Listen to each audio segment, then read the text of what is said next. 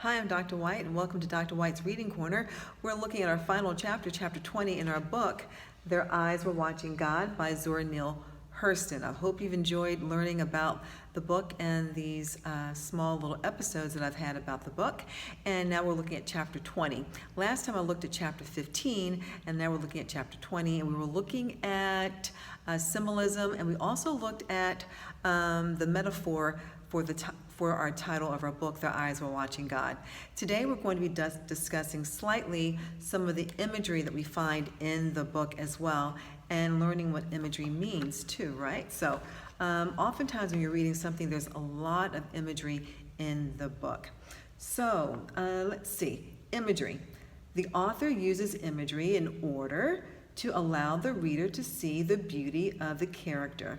And we see the beauty of the character Janie as she gets older. And this is how the author goes about using imagery in our story. One example is this.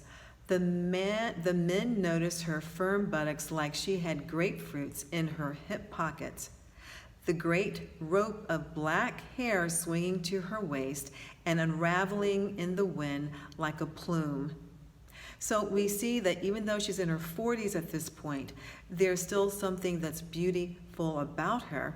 And she's using the different types of imagery like grapes and swinging black rope to help you to see this in the character. And so even though Janie's in her 40s at this point, she's still lovely and she still has strong sexual attraction to the men. So here we go with the opening of chapter 20 for our book. Because they really loved Janie just a little less than they had loved tea cake, and because they wanted to think well of themselves, they wanted their hostile attitude forgotten. So they blamed it all on Mrs. Turner's brother and ran him off the muck again. They showed him about coming back there posing like he was good looking and putting himself where men's wives could look at him. Even if they didn't look, it wasn't his fault. He had put himself in the way. So that's the way chapter 20 begins. Hopefully you'll get a copy of our book that we've been looking at, Their Eyes Were Watching God by Zora Neale Hurston, and read the entire book yourself and see all of the wonderful things that she has in this book and see how the entire story unfolds. I'll have another great work of literature for college students coming up soon. Until next time, have a wonderful day.